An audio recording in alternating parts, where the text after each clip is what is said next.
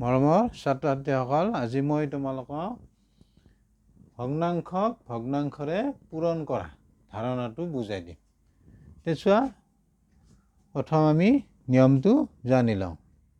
দুটা বা ততোধিক ভগ্নাংশৰ পূৰণফল উলিয়াবলৈ সিহঁতৰ লববোৰৰ পূৰণফলটোক লব আৰু হৰবোৰৰ পূৰণফলটোক হৰ হিচাপে লিখিব লাগে।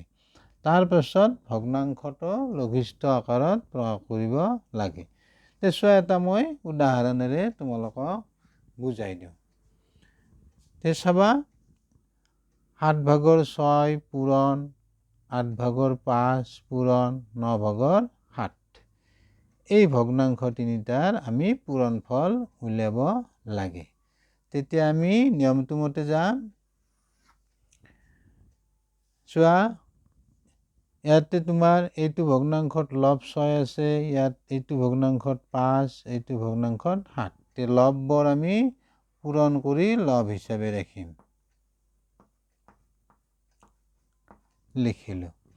হৰবোৰ পূৰণ কৰা কৰি হৰ হিচাপে ৰাখা।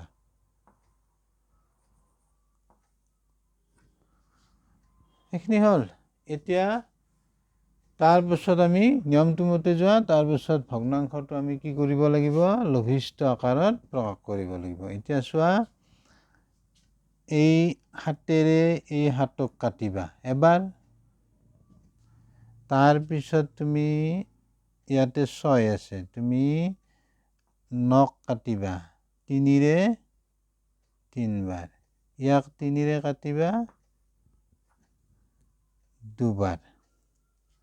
তাৰপিছত তুমি এই 2ৰে 2ক এবাৰ আৰু 2ৰে ইয়াক কাটিবা 4 বাৰ। কি থাকিল? ওপৰত কি থাকিল? চোৱা, ওপৰত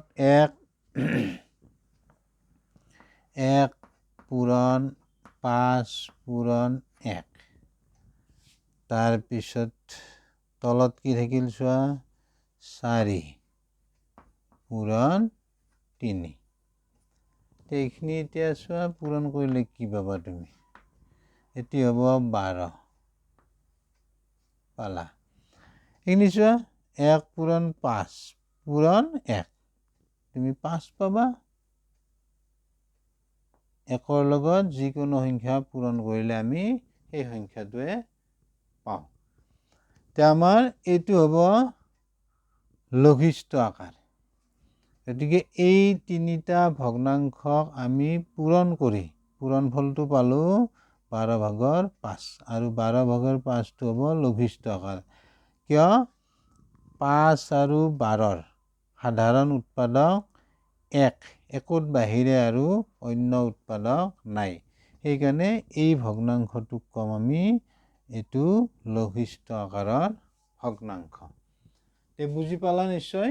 এনেদৰে তোমালোকে ভগ্নাংশৰ পূৰণফল নিজে নিজেও কৰি চাবা, উলিয়াব পাৰিবা। আৰু তোমালোকে বুজি পালানে নাই কমেণ্টত জনাবা। লগতে ভিডিঅ'টো লাইক, শ্বেয়াৰ, ছাবস্ক্ৰাইব কৰিবা। Thank you, bye by.